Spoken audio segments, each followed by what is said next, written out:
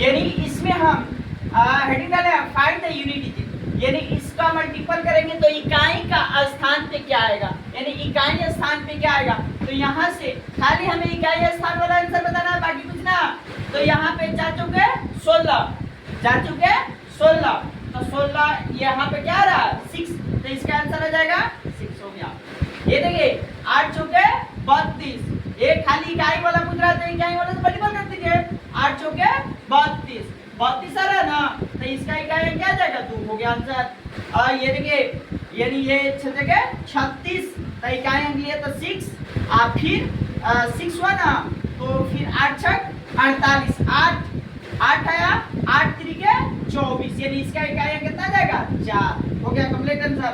इसका देखिए 7 छक 42, इकाई वाला इकाई अंक पूछ रहा था, इकाई बोला, यानी 7 छक 42 कितना यार 2 है थी, फिर 2 से इसमें 2 में 6 में मल्टीपल करें 6 दूनी 12, यानी इसका इकाई अंक क्या जाएगा 2।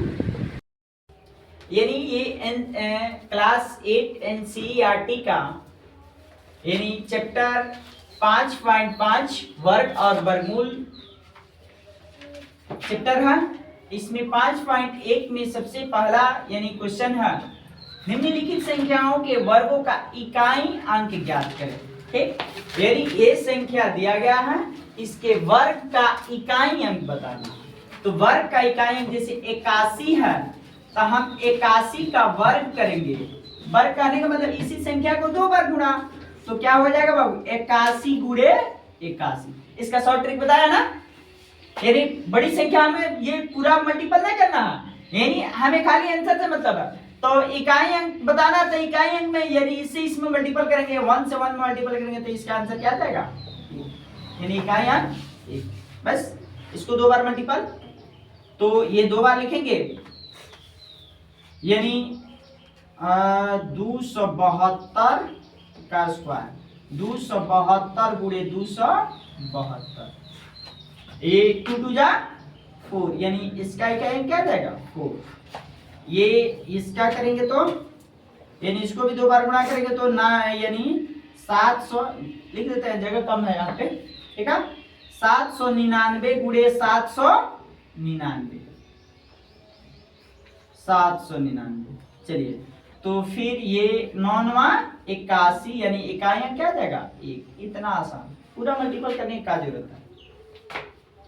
इसको भी यानी 38 53 गुणे 38 53, तो ये 3 3 जा 9, इकाई क्या जाएगा 9। खाली इकाई बताना, पूरा मल्टीपल नहीं करना। और 12 34 गुणे 12 34, ये 2 बार काहे लिख रहे हैं, क्योंकि यहाँ पे क्या, यहाँ पे हेडिंग में है, यानी वर्गों का इकाई वर्ग करके तब उसका इति करना है। तो अब यहाँ पे फिर 4 चौके 16, इकाई क्या जाएगा 6। ठीक, इसी के अकॉर्डिंग यहाँ पे आप डायरेक्ट कर लेते हैं, यानी इस संख्या को हम 2 बार गुणा करेंगे तो 7 दोनों स्थान पे इकाई के स्थान, दोनों में इकाई स्थान पे आएगा, तो 7 7 जा 49, तो यहाँ पे क्या जाएगा बाबू इकाई अंक 9 आएगा। आ रहा है समझ में, बोलिए यस। चलिए ठीक, इसको भी 2 बार करेंगे तो 8 8 जा 64, तो 64 आएगा, तो यहाँ पे क्या जाएगा बाबू 4, यानी इकाई क्या जाएगा 4। डायरेक्ट कर रहे हैं इस। अब यहाँ पे फिर यहाँ पे 0 है, तो ये क्या जाएगा 0। यहाँ 6 है तो क्या जाएगा 6 जा 36, 6 जा 36, यानी क्या जाएगा 6।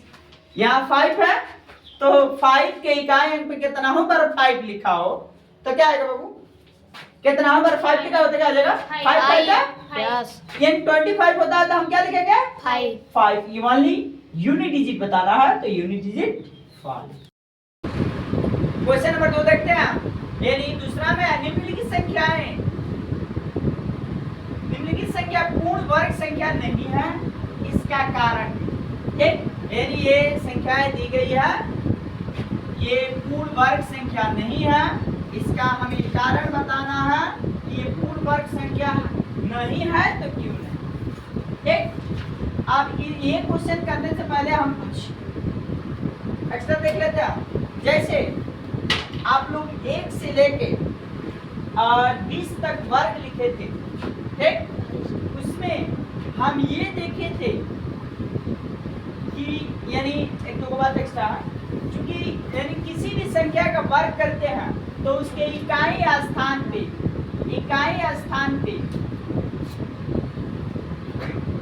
किसी भी संख्या का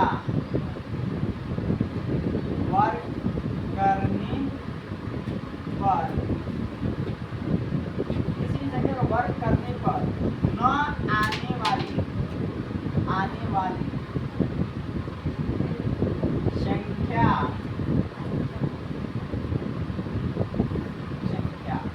ठीक, यानी आप लोग वर्ग किया है तो यानी कुछ ऐसी संख्या आया है, यानी किसी भी संख्या का वर्ग करने पर न आने वाली संख्या, यानी किसी भी संख्या का वर्ग करेंगे तो वो संख्या न आएगी। तो कौन कौन सी संख्याएं न आएगी?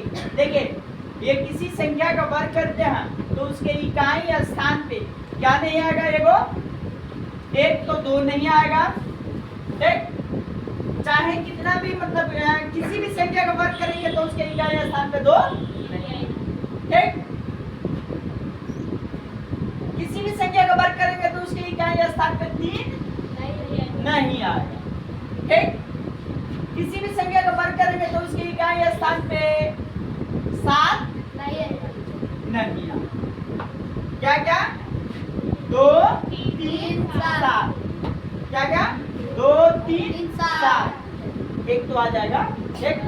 अब यहाँ पे अब एक और बात, ओए किसी भी संख्या का वर्ग करेंगे, लड़के इधर न देखें कितना समझ में आएगा बात कर रही हूँ। किसी भी संख्या का वर्ग करते हैं तो उसके इकाई स्थान पे यानी लास्ट वाला यानी विषम जीरो, विषम शून्य नहीं आए।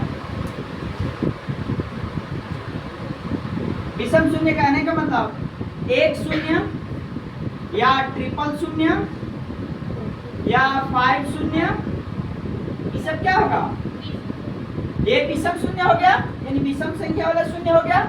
तो ये जहां भी अब ये संख्याएं जहां भी दिख जाए, जैसे 2 3 7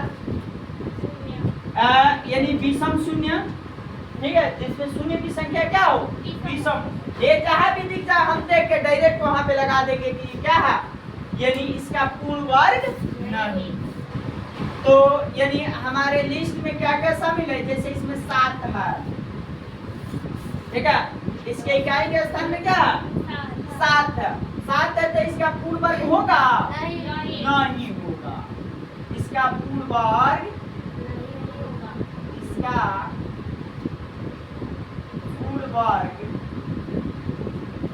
नहीं होगा। अच्छा, क्यों नहीं होगा? क्योंकि इसके इकाई स्थान पे 7 है। क्योंकि एक का लिख देता है, बाकी सब लिख लीजिएगा। क्योंकि इसके इकाई स्थान पर 7 है, जो कि किसी भी संख्या का वर्ग करने पर नहीं आता है, ठीक है जी। यानी ये लास्ट में इकाई स्थान के साथ है, इसका यानी इसका पूर्ण वर्ग नहीं होगा, क्योंकि इसके इकाई स्थान पर 7 है, जो कि किसी भी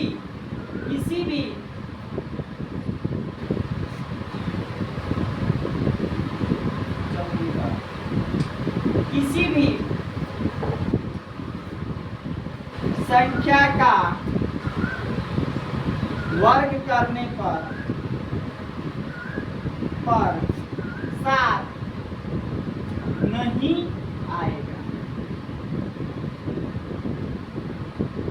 अब यहाँ पे एक लिस्ट में देखिए, थोड़ा सा लिस्ट में यहाँ पे 8 भी शामिल रहता है जी, ठीक है।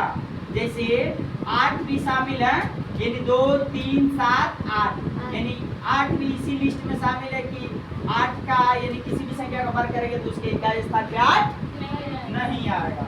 तो अब ये कर लेंगे हैं?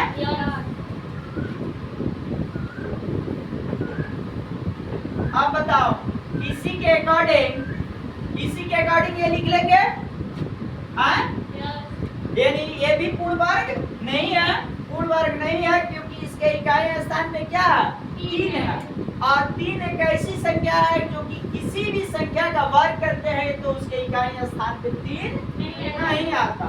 अब यहाँ पे 2 है, ठीक, तो 2 भी इसी लिस्ट में शामिल है ना, यानी ये इसका भी भाषा यही लिख लेंगे। और यहाँ पे क्या है? विषम 0 है, ध्यान दीजिए, विषम 0 है, तो विषम 0 है तो यह पूर्ण वर्ग नहीं।